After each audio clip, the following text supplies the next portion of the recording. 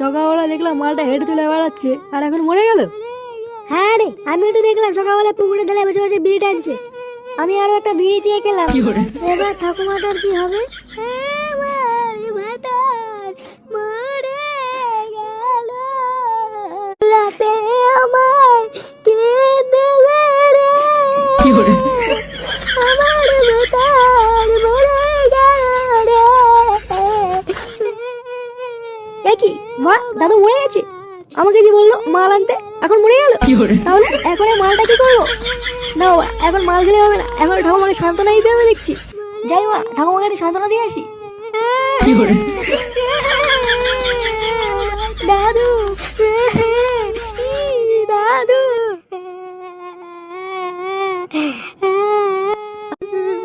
ও লাগছে না, কেঁদো না গো।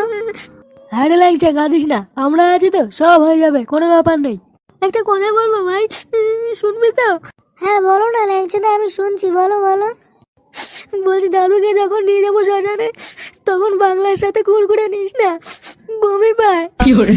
ঝাল ঝাল করে একটু পেয়ারা মাখা আর একটু ঝাল চানাচুর নিস।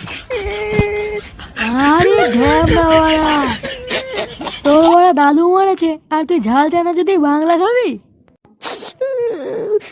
ও মা, কাকিমা, ও কাকিমা, মা, এই কে গো? মা গো, মা জামা জমেছে। কোথায় ছিলে তুমি কালকে সারা রাত? এই তো ফুটো, এই মালটাই তো সকালবেলা আমার কাছ থেকে 10 টাকা নিয়ে হ্যান্ডেল মেরে গেল। তুই সারা গ্রামে টাকা নিয়ে হ্যান্ডেল মেরে বেড়াচ্ছিস? এইসব কি বলছো গো জামাইবাবু? হ্যান্ডেল মেরে বেড়াচ্ছি মানে? মা গো, মা এটা কে গো জামাইবাবু? আমি তো একে ঠিক চিনতে পারলাম না গো। এ কি ঢ্যামনা হোমো গো ফুটো, সকালবেলা হ্যান্ডেল মেরে গেল, আবার বলে গেল পরের দিন আসবো, আর এখন বলে নাকি চিনতে পারছি না। এ মদন, 3টে চা দে তো। আরে ফুটো যে, আমি তো সেই সকাল থেকে তোমাকে খুঁজছিলাম গো।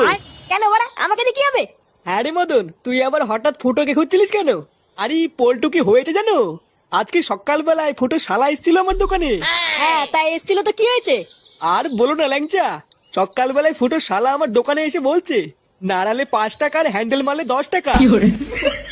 আমার বউটাও 2 দিন ধরে বাপের বাড়ি গেছে, তাই এই সুযোগে ফুটো শালার কাছ থেকে 10 টাকা দিয়ে হালকা করে একটু হ্যান্ডেল মারিয়ে নিলাম। ফুটো, তোমার শালা যে কি সার্ভিস দিল!